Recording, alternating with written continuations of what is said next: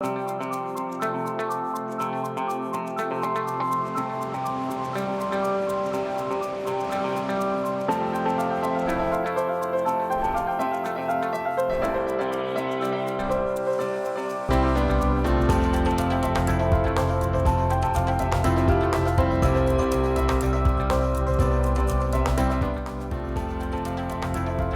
afternoon. Thanks for joining us across the fence. I'm Fran Stoddard.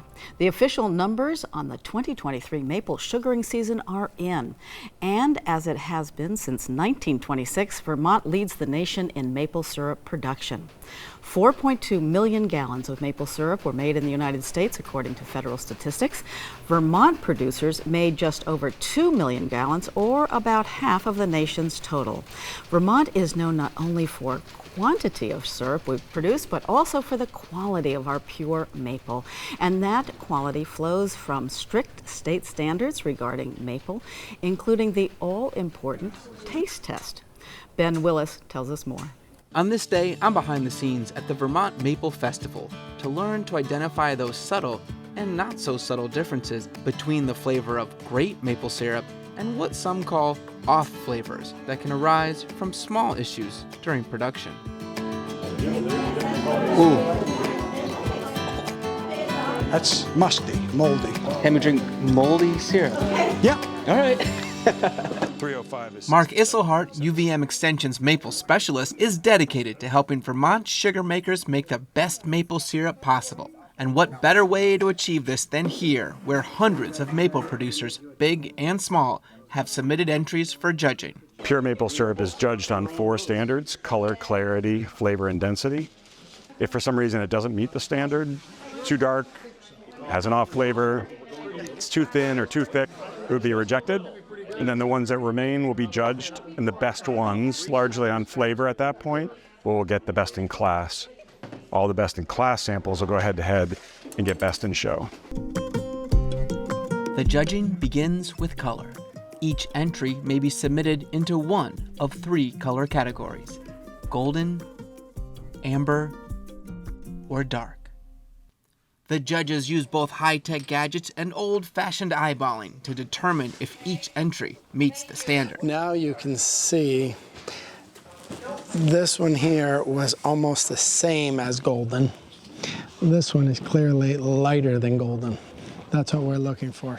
Then the judges move on to clarity. Each sample has to be clear to the naked eye. Like maple syrup that isn't filtered enough will be cloudy. Okay.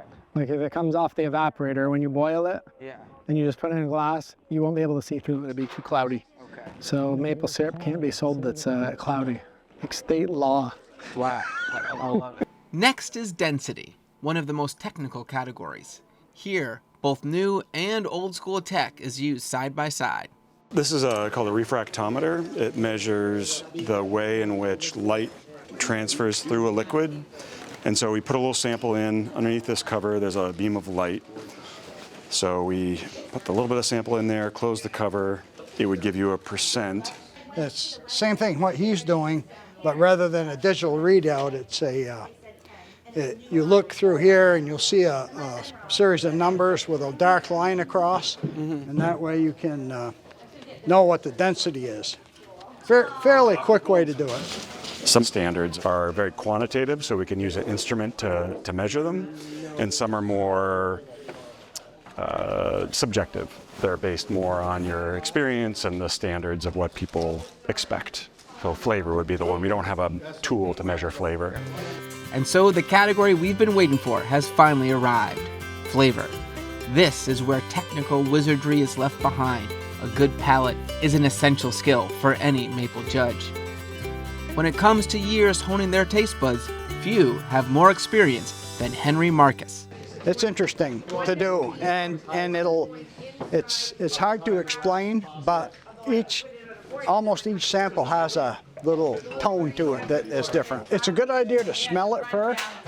Sometimes that can save your stomach a lot of issues. Look at it, smell it, try it, taste it. See if there's any odd flavors or if it is typical for the grade.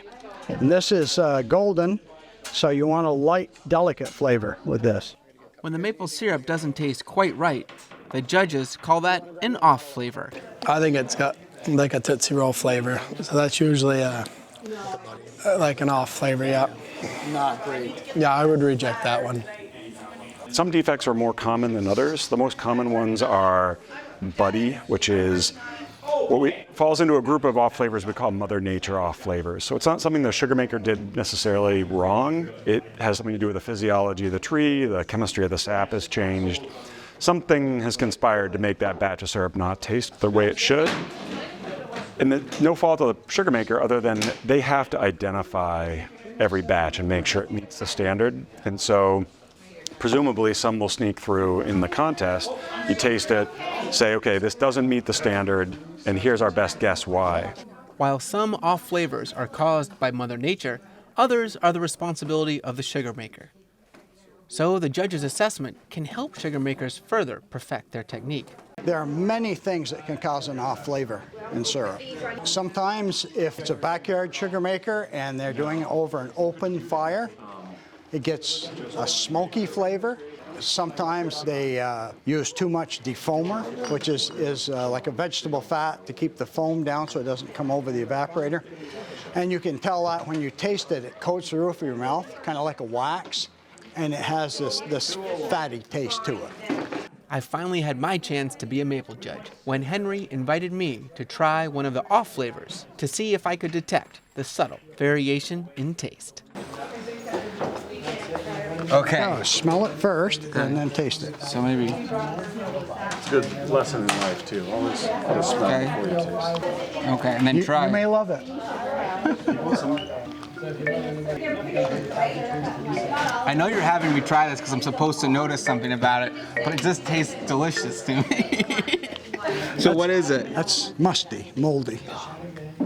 Can we drink moldy syrup? Yeah. All right. You weren't going nowhere tonight, were you?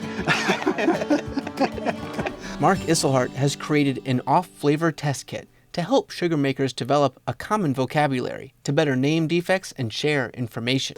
So I developed a kit of standards that are a sense of what the flavor for these more common ones would be. So we have one for buddy, we have one for sour, there's a few others, and it's meant to give producers something to taste and say, well, we call that flavor off late season, and we call it, well, that's buddy, or that one tastes like wood. It's trying to get to a standard set of language about what these things are so they can avoid mistakes in the future. Mark allowed me to try a few samples from his off-flavor test kit. It tastes like a Tootsie Roll. That I got. Got sour sap here. All I can say is the flavors were distinctive. Ooh. Any disqualified entry receives a note explaining what was wrong, which unlocks a trove of possibilities for a sugar maker to pursue. We have these nice little postcards that are included to tell the producer a little bit more of what went wrong, instead of just giving them a big reject stamp. We don't like to do that. I think the producers want to learn from this. That's why they bring them in. They all want to get the large ribbon, but at the same time, they want to know how they're grading their syrup is the right way. As I leave, the judges still have many more bottles to taste, but I head out with thoughts of furthering my studies over a stack of waffles drenched in 100% pure Vermont maple syrup. In St. Albans, I'm Ben Willis with Across the Fence. The top 3 maple producers who earned Best in Class were Randy Goodwin of Danville in the Delicate Gold grade. Fairfield Center School and its project Sweet Talk earned top honors in the Robust Dark grade, and Steve and Krista Rowe of Isle La Motte won the Rich Amber grade. And their syrup was judged Best in Show, earning the C. Roy Blake Award. Congratulations to all of the award winners. With summer's arrival, the temperatures are heating up. Hot weather is one of the factors involved in outbreaks of toxic blue-green algae in Lake Champlain. We haven't had an outbreak yet this year, but during a previous bloom, Across the Fence spoke with a UVM expert to understand more about blue-green algae. We're at the waterfront at Lake Champlain at the public boat launch next to the Coast Guard station. And so what we're seeing is a bloom of cyanobacteria or blue-green algae. And what blue-green algae are are photosynthetic bacteria, so they're not actually algae. These are one of the oldest living organisms on the planet. They're about 3.5 billion years old, and so they've had lots of time to develop ways to be successful and outcompete other things. And so that's why we see this really dense bloom and growth of cyanobacteria right now.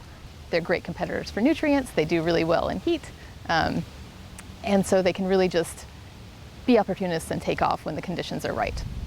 They look like little globs in the water, so they might look green, they might look kind of white, they might look turquoise blue, but if you see that, that's a cyanobacteria bloom or the beginning of a cyanobacteria bloom. You don't necessarily have to see the dense surface scum like we see here for there to be a bloom in the water. The primary cause of these blooms are excess nutrients in the water. So anything we use to fertilize plants on land also fertilizes the lake. Lake Champlain is essentially a bowl, and so all of this runs downstream, downhill into the lake. In addition to the phosphorus coming from the watershed, there's a great deal of phosphorus in the sediments of the lake, so all of this phosphorus that is washed into the sediments has accumulated over time and can continue to fuel these blooms. And so they produce a whole suite of toxins depending on what is blooming. We don't know exactly what is blooming here and haven't measured the toxins, and so I can't speak to if they're toxic or not. Sometimes they're toxic, sometimes they're not. But the danger is they have the potential to be toxic. And so you don't want to swim in it, you don't want to ingest it. If you see anything like this in the water, you don't want to get it on your skin. Just use common sense and avoid the lake if you see conditions like this. Our thanks to Professor Morales Williams for her insights. And once again, thank you for joining us.